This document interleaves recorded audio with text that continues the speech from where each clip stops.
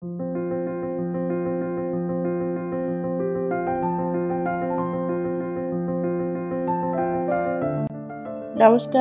কেমন আছেন সকলে?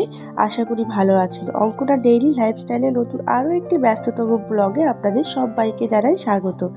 জানি না আজকে ভয়েস ওভারটা কতটা কি দিতে পারছি, তবে জানেন ভোর রাতের অন্ধকারে উঠে ভয়েস ওভারটা আমাকে আজকে দিতে হচ্ছে।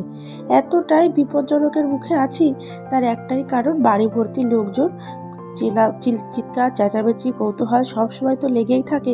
তার মধ্যে দিয়েও নিজের কাজটাকে বুঝিয়ে রেখে কাজটা কিন্তু করার চেষ্টা করি প্রত্যেক দিন। যাই হোক, যতটা সম্ভব ততটা কিন্তু প্রত্যেক দিন ডেইলি লাইফস্টাইল আপনাদের সঙ্গে আমি শেয়ার করার চেষ্টা করি।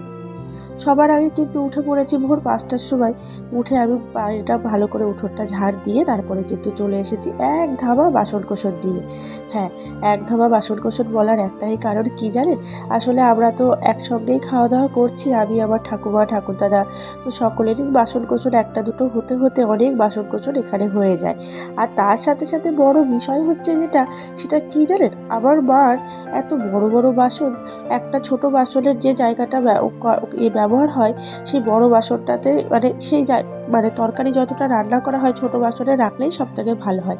কিন্তু আমার মার হচ্ছে সব বড় বড় বাসন, যার কারণে এত এত বড় বড় মানে বাসন লাগছিল। তো যাই হোক চলুন, আমি কিন্তু এখন এই যে বাইরেটা ভালো করে ঝাঁটিয়ে নেবো, মানে কলপাটটা এত পরিমাণে নোংরা হয়েছিল, সেজন্য একটু জল ঢেলে পরিষ্কার করে নিলাম।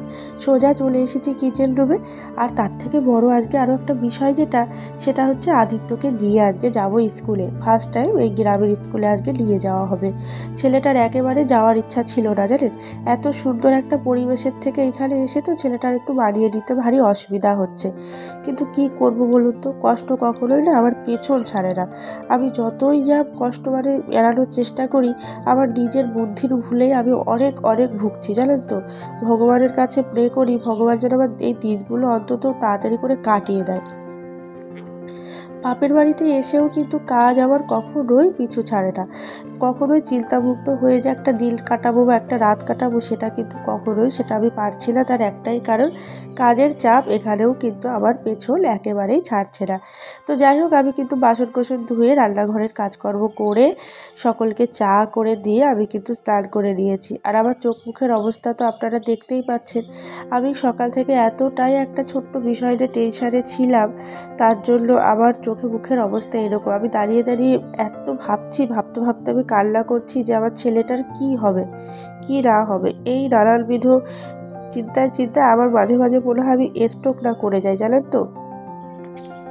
তো যাই হোক, বেশি ভাবলে হবে না। এখন আমি আদিত্যকে নিয়ে টিউশনে যাব, কারণ ছেলেটাকে টিউশনে না দিলে না, মানে ছেলেটার সব রুটিনগুলো দেখছি উল্টোপাল্টা হয়ে যাচ্ছে এবং ওর আগের যে অভ্যাসগুলো সেগুলোও দেখছি বদলে যাচ্ছে।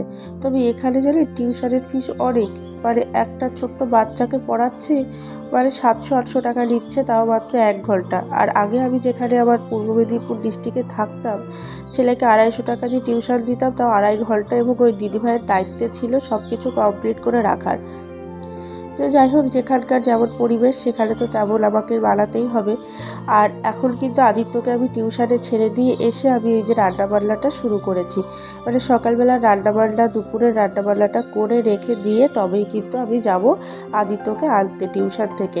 তো আমি রান্নাবান্না ওদিকে চাপিয়ে দিয়ে আমি এদিকে কিন্তু বোতলগুলোকে একটু পরিষ্কার করে নিলাম, কারণ বোতলগুলো না আসলে আমার যে ছোটো ভাই আছে, আপনাদের তো দেখাই, আজকেও আপনারা দেখতে পাবেন লাস্টের দিকে। তো যাই হোক, সেই ভাইটা না আসলে ও তো ছোটো মানুষ, ও তো আর বোঝে না। কী করে বলুন তো, ধরুন এঁঠো হাত বা কোনো কিছু এসেই বোতলগুলোকে দুম করে ধরে ফেলে, যার কারণে বোতলগুলোকে প্রত্যেক দিন কিন্তু আমাকে পরিষ্কার করতে হয় সার্ফের জল দিয়ে। আর ক্যামেরাটা এত ধোয়া ধোয়া কেন জানেন? কারণ পাশেই সূর্যদেব উঠছিলেন, তো তারই আলোর জন্য কিন্তু এরকম ক্যামেরাটা ধোয়া ধোয়া এসেছে। আর হ্যাঁ, আপনারা কমেন্ট করতেই পারেন আমার সম্পর্কে, যদি আপনাদের কোনো কিছু জানার থাকে, তাহলে তার উত্তরগুলো আমি অবশ্যই দেওয়ার চেষ্টা করব। জলের বোতলগুলোকে জল ভরে নিয়ে আমি কিন্তু এখন গুছিয়ে রেখে দেবো এখানে। আর আলনাটা এখনও গোছানো হয়নি, সেটাকেও একটু পরে আমি গোছাবো। আলনাটার অবস্থা দেখেছেন? শোকেসটার কালার চোটে একেবারে তার অবস্থা বিদিকিস্তি হয়ে গেছে। তো এদিকে কিন্তু প্রায় আমার রান্নাবান্না কমপ্লিট, দুধ জাল করা হয়ে গেছে। নামাবো এখন সয়াবিনটা। সয়াবিনটা নামানোর আগে সামান্য পরিমাণে একটু গরম মশলা দিয়ে নামিয়ে দেবো। আমি যে রান্নাবান্না করি আসলে আমি তো তেল কম খাই, একটু মশলাও কম খাই। সেটা আসলে আমার ভাই বা আমার ঠাকুমা ঠাকুরদাদা কারোরই পছন্দ তেমন হয় না। তার একটাই কারণ, আমি প্রচুর মশলাপাতি কম খেতে পছন্দ করি। আপনারা তো জানেনই যে শুধুমাত্র আপনাদের দাদা ভাইয়ের জন্যই কিন্তু আমাকে মশলাপাতি দিয়ে রান্নাবান্নাটা করতে হতো। তো এখানে যেহেতু আমি চলে এসেছি, আমার তো আর সেই ঝামেলাটা নেই। তবে বাপের বাড়িতে যেহেতু আছি, এনাদের মত মতন কিছুদিন আমাকে চলতে হবে। তারপরে আমার নিজের বাড়ি হয়ে গেলে নিজের পছন্দসই রান্নাবান্নাটা করতে পারবো। চলুন হালকা পাতলা করে গ্যাস ওভেনটাকে একটু মুছে নিই। এরই মধ্যে আবার কি হয়েছে জানেন, দুধ জাল করতে করতে দুধটা গেছে উতরে পড়ে। এখন সেটাকেও পরিষ্কার করতে হবে। তার মধ্যে আপনাদের দাদা ভাই আবার বাজার থেকে এই যে বাজারটাও নিয়ে চলে এসেছে। আলু নিয়ে এসেছে, ও মোচা খেতে ভালোবাসে, মোচাটাও নিয়ে এসেছে। আর নিয়ে এসেছে বরবটি, কুমড়ো, পেঁয়াজ, সমস্ত কিছু নিয়ে এসেছে। আমি বলে দিয়েছিলাম যা যা আনবার, আর সেইগুলো জিনিসপত্র নিয়ে এসেছে। একদিন আমার ভাই বাজার করে, একদিন ও বাজার করে। অ্যাকচুয়ালি এই যে আজকে যে বাজারটা এনেছে না, এটা কিন্তু আমাদের অনেক দিন চলে যাবে। আর তাছাড়া ঠাকুরদাদা আবার ওইদিকে চিকেনটাও এনে দিয়েছিল। তো এখন ভাবছি আর চিকেনটা করবো না, করবো রাত্রেবেলা। কারণ কিনা এখন আমার চিকেন করার হাতে একদম সময় নেই, ভীষণ তাড়াহুড়া করে কিন্তু আমি কাজ করছিলাম।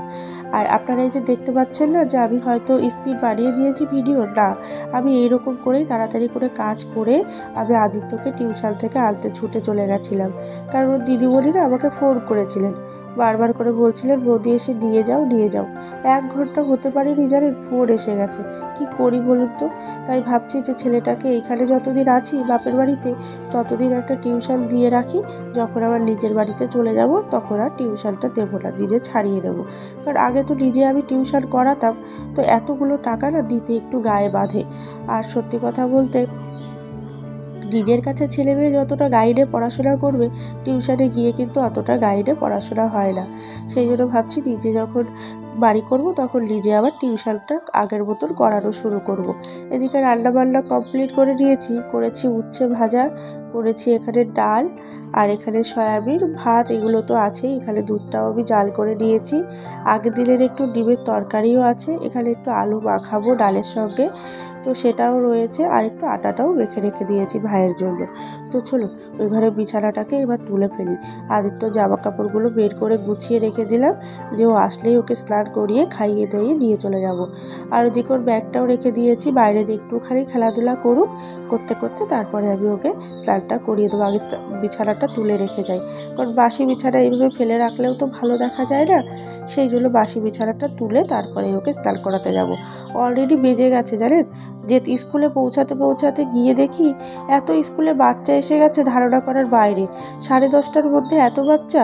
অ্যাকচুয়ালি এখানকার মানুষদের না চিন্তা ভাবনাটা একটু অন্যরকম। তো আদিত্যর ব্যাগটাকে আগে সব থেকে ভালো করে গুছিয়ে নিয়ে কী কী দিলাম কি না দিলাম সবটা দেখাশোনার করার পরে আমি এই যে নিজে একটু রেডি হয়ে নেব। আসলে ওর খাতাপত্রগুলো তো ওখানে অন্যরকমভাবে লেখানো হতো, আর এখানে দেখছি অন্যরকমভাবে পড়ানো হচ্ছে। তো সেটাই কিন্তু একটুখানি দেখে দুখে ওকে ব্যাগের মধ্যে করে দিলাম।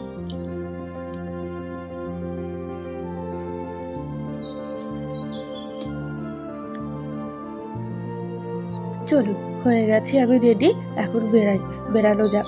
ছেলেটাকে ওইদিকে রেডি করিয়ে দিয়েছি। আদিত্য তো ভীষণ খুশি, নতুন স্কুলে যাচ্ছে, কিন্তু একটু টেনশানেও ছিল। বারবার করে বলছিল মা তুমি কিন্তু ওখানে থাকবে। আমি বলি আচ্ছা বাবা ঠিক আছে, আমি তোমার কাছে থাকবো। আর গিয়ে এখন যাচ্ছি, আর ফিরবো সেই 1:30টার সময়। জানেন, ছেলেটাকে ওখানে রেখে কিছুতেই আমার বাড়িতে ভুল বসবে না। সেই জন্যই ওকে ওইখানে রেখে দিয়ে তারপরে ভাবছি আমি আবার বসে থাকবো। ওখানে মিড ডে মিলে বসার ব্যবস্থা আছে। আগে আমরা যে স্কুলটাতে যেতাম সেই স্কুলটা আমার জীবনে একটা স্মৃতিময় হয়ে থাকবে জানেন। তার একটাই কারণ, এত ভালো স্কুল, একটা সরকারি স্কুল ছিল, সেটা হয়তো আমি জীবনে আর কোনোদিন দেখতে পাবো না। আর সত্যি কথা বলতে আমি ভীষণ মিস করি সেই জায়গাটিকে। তুলে দাও। ওকে তো আজকে স্কুলে ফার্স্ট টাইম নিয়ে গেছিলাম। তো এখানে আসার পরে আজকে প্রথম দিন আদিত্য গিয়েছিল স্কুলে। তো স্কুল থেকে আসার পরে একই সেই আগের মতন রুটিন। স্কুল থেকে এসে এতটাই ব্যস্ত হয়ে যায়, নিজে খাওয়া দাওয়া, তারপর বাড়ির সকলকে খেতে দেওয়া, ওকে আবার ঘুম পাড়ানো, নানান রকম ব্যস্ততার কাজ থাকে। তারপরে সেই জন্য কিন্তু বিকাল থেকে মানে দুপুরের পরের থেকে প্রায় 5টা পর্যন্ত কোনো রকম ব্লগ আমি শ্যুট করতে পারিনি। 4টে পর্যন্ত ওই 1.5 ঘন্টা মতন একটু রেস্ট নিয়ে তারপরেই কিন্তু আবার কাজে বসে গেছিলাম। মানে আমার হাতের কাজ নিয়ে আমি বসে গেছিলাম, হাতের কাজকর্ম করে ওই যে ওই দিকটা এলোমেলো হয়ে আছে, বাকি সব কিছুই ঠিক করব। তবে তার আগে এখন যাবো একটু শাশুড়ি মার সঙ্গে দেখা করতে, কারণ কালকে সন্ধ্যাবেলাতেও যাইনি ওনার সঙ্গে দেখা করতে। আসলে বয়স হয়েছে তো, একটু মানুষজন কাছে থাকলে ওনারও ভালো লাগে। তো সেই জন্যই যাবো এখন আদিত্যকে নিয়ে ও ঠাকুমার সঙ্গে দেখা করানোর জন্য। আর এর মধ্যে আপনাদের দাদাভাইও আবার ফোন করলো, বলছে যে অঙ্কনা তুমি দুটো কুর্তি কিনতে চেয়েছিলে, তুমি কি এখন আসবে? তো যাই হোক আমি ওকে মানা করলাম যে আমি এখন আর যেতে পারছি না, আমি গেলে কালকে একবারে স্কুলে যখন যাব ছেলেকে নিয়ে তখনই বাজার থেকে করে নিয়ে আসবো। একটা মারাত্মক ভুল করে ফেলেছি, মানে এই ভুলের মাসুল না আমাকে পুরো 5-5টা বছর গুনতে হবে। যেটা হচ্ছে আমার যে গ্রামের স্কুলটা প্রাইমারিতেই যখন ছেলেকে দিলাম, তখন যদি গ্রামের প্রাইমারিটাতে দিতাম তবে সেটা আমার বেস্ট হতো। আর এখন আমি যেখানে দিয়েছি সেটা আমার ঘরের থেকে অনেকটা দূর। আমার যেখানে বাড়ি হবে, মানে আমি যেখানে বাড়ি করবো সেটাও আমার মানে সেই স্কুলটার থেকে বেশটা দূর, মানে প্রায় 2 কিলোমিটার। এখন আগে ছিল আমার প্রায় 3 কিলোমিটার দূরে, আমি প্রত্যেক দিন সাইকেলটা জার্নি করে নিয়ে আসতে হতো। ঠিক একই রকম আগের মতনই সেই ঘুরে ফিরে কপালে একই রকম খাটনিটা নিজের ভুলের জন্যই আর কি জুটিয়ে নিলাম। আসলে নিজের ভুল বলতে কি, যে স্কুলটাতে আদিত্যকে ভর্তি করেছি সেই স্কুলটাতে না আদিত্যর বাবার বন্ধুরা আছে, মানে দুজনই বন্ধু। আর আদিত্যর বাবার যে টিচার ছিলেন সেই টিচার এখনও পর্যন্ত ওই স্কুলে হেডমাস্টার মশাই। তো যাই হোক সেই জন্যই কিন্তু ওই স্কুলটাতে ভর্তি করে দেওয়া হয়েছে। যাই হোক আশা করি ব্লগটা আপনাদের ভালো লাগবে। তো চলুন শ্বশুরবাড়িতে এখন যাওয়া যাক। আমি কিন্তু বাড়ির থেকে ফিরে এসেছি, অর্থাৎ আমার শ্বশুরবাড়ির থেকে বাড়িতে চলে এসেছি, কারণ যাবো আবার একটা নেমন্তন্ন বাড়ি আছে। তো ওখান থেকে এসে আমার হাজব্যান্ড অর্থাৎ আশুর জন্য কিন্তু এখানে চিকেনটাই যে রান্না করব, কারণ ও যেহেতু যাবে না নেমন্তন্ন বাড়িতে, এই জন্য ওর জন্য চিকেন, ভাত, রুটি বা কোনো কিছু করে রেখে তবেই কিন্তু আমি নেমন্তন্ন বাড়িতে যাব। আর আপনারা তো জানেনই, আপনাদের বললাম না সকালবেলা ঠাকুরদাদা মাংস এনে রেখেছে, সেটা এখন আর করবো না, রাত্রে করবো। সেই জন্য রাত্রেবেলা করে রেখে তারপরে কিন্তু যাব নেমন্তন্ন বাড়িতে। কেউ যাবার মতো নেই জানেন তো, শুধুমাত্র আমি আমার কাকিমা যাব। দুজনে মিলে গিয়ে টুক করে খেয়ে দিয়ে চলে আসবো, পাশেই ঘরে। কিন্তু কেউ যেতে চাইছে না। এদিকে ঠাকুমা ঠাকুরদাদা গিয়েছে হচ্ছে অন্য আর একটা অনুষ্ঠান বাড়িতে। এই বাপের বাড়িতে আসার পরে যে কতগুলো নেমন্তন্ন পেলাম তার কোনো ঠিক নেই জানেন। এদিকে রান্না বান্না আমার হয়ে গেছে, স্যালাডটা কেটে রেখেছি, এদিকে মাংসটাও নামিয়ে দিয়েছি। আমি না চিকেনটা সত্যি কথা বলতে মুরগির যে পাটা হয় সেটা আমি জীবনে কোনো দিন খাইনি, আমার ভীষণ খারাপ লাগে। আর এখানে যে রুটির আটা মেখে রেখে দিয়েছি 4টে ডো, আমার ভাই খাবে। আর ওদিকে আশুর জন্য ভাত তো আমি করেই রেখেছিলাম। যাই হোক রাত্রেবেলার মেনু আজকে এটাই। তো চলুন যাওয়া যাক এখন বিয়ে বাড়ি। আর দিকে বাসন কোসনও জমা করে রেখেছি। কোথায় রেখেছো? তাহলে নিচে চলে গেছে। হ্যাঁ ওই নিচে চলে গেছে বাবা। আমরা এখন বেরোবো হচ্ছে কালী পুজোর উদ্দেশ্যে। তো আমাদের পাশেই একটা বাড়িতে কালী পুজো হচ্ছে, সেখানটাই আমরা এখন যাব। তো আমি একটু হালকা পাতলা করে রেডি হয়ে পড়েছি, দেখি আচ্ছা নিচে রয়েছে।